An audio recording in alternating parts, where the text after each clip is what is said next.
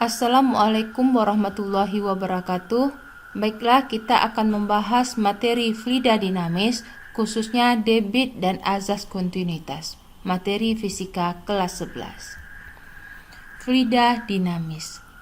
Sebelum kita lebih dalam mempelajari tentang fluida dinamis, mari kita pahami dulu arti dari fluida dinamis. Fluida itu adalah zat alir atau zat yang dapat mengalir. Apa contohnya? Ada air, ada gas, ada minyak, dan lain-lain. Sehingga seluruh zat cair dan gas itu termasuk pada fluida. Fluida berdasarkan pergerakannya terbagi atas dua. Ada fluida statis dan ada juga fluida dinamis. Fluida statis itu adalah ilmu yang mempelajari tentang zat alir yang dalam keadaan diam. Sementara fluida dinamis itu artinya bergerak. Jadi, fluida dinamis itu adalah ilmu yang mempelajari tentang zat alir yang dalam keadaan bergerak. Nah, jadi pada kesempatan ini kita belajar tentang fluida dinamis atau mempelajari tentang zat alir yang dalam keadaan bergerak. Sebelumnya, mari kita lihat sifat-sifat dari fluida itu. Jika fluida itu ideal, ciri-cirinya pertama, alirannya tunak atau steady. Yang kedua, alirannya tak rotasional. Yang ketiga, tidak kompresibel atau tidak termampatkan. Dan keempat, tak kental.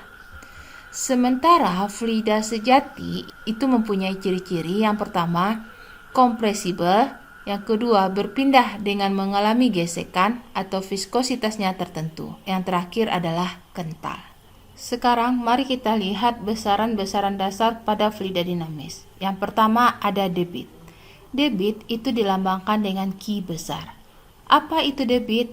Debit adalah banyaknya fluida atau volume yang mengalir melalui penampang tiap satuan waktu. Sehingga debit itu bisa dirumuskan dengan Q sama dengan volume per waktu.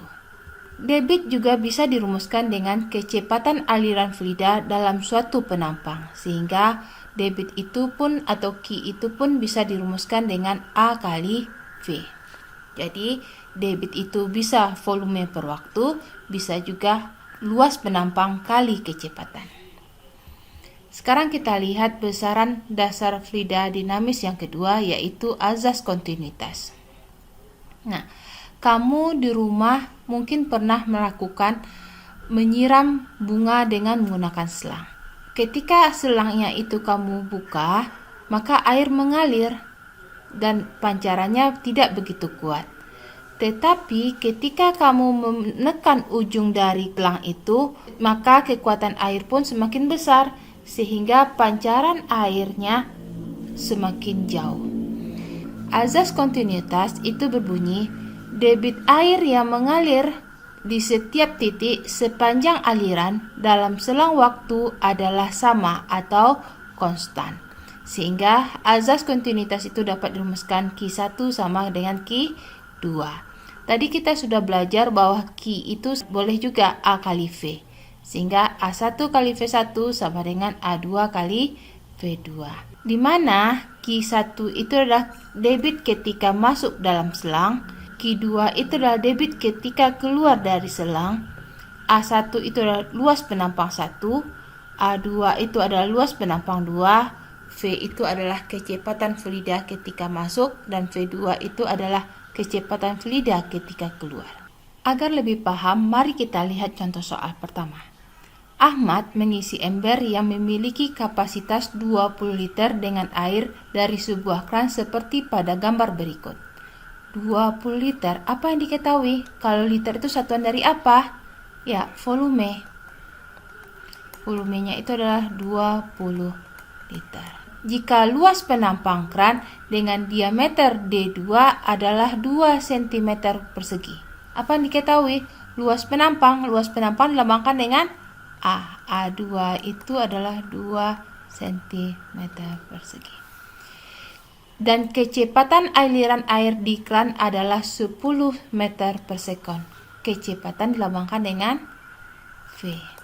10 meter per sekon. Tentukan debit air. Debit air dilambangkan dengan apa? Ya, Q. Yang ditanya, berapakah Q-nya? Yang kedua, waktu yang diperlukan untuk mengisi ember. Waktu dilambangkan dengan T. Waktu untuk mengisi ember. Nah, tadi kita sudah belajar bahwa Q itu dirumuskan dengan apa? Q itu rumusnya 2. Bisa volume per waktu, bisa juga A kali V. Yang mana kita pakai? Ya, A kali V saja. Ini juga V2. Berarti A2 kali V2. A-nya berapa? 2 cm persegi. Ubah ke meter. Berarti 2 kali 10 pangkat berapa? Ya, min 4 meter persegi. Berarti 2 kali 10 pangkat min 4 kali 10 meter per sekon. Dapatlah 2 kali 10 pangkat min 3. Apa satuannya? Meter kubik per sekon. Kemudian yang B. Yang ditanya, berapakah waktu untuk mengisi ember ini? Tadi kita sudah belajar debit itu dirumuskan dengan apa? Q itu bisa juga dirumuskan dengan volume per waktu. Nah, kalau begitu apa rumus T? Iya, volume per Q. Di mana volumenya itu adalah 20 liter. Ubah ke meter kubik menjadi berapa? 20 kali 10 pangkat min 3 meter.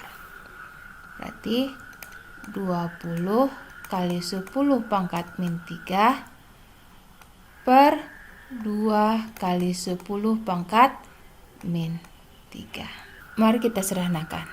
Min 3, coret. Ini tinggal 10. Jadi, berapakah waktu yang diperlukan untuk mengisi ember tersebut? Ya, 10. Satuannya adalah sekon. Mari kita lihat contoh soal kedua. Pada sebuah sungai bawah tanah, air mengalir dari hulu ke hilir. Kita anggap sungai berbentuk lingkaran dengan diameter bagian hulu sebesar 6 meter dan bagian hilir adalah 10 meter.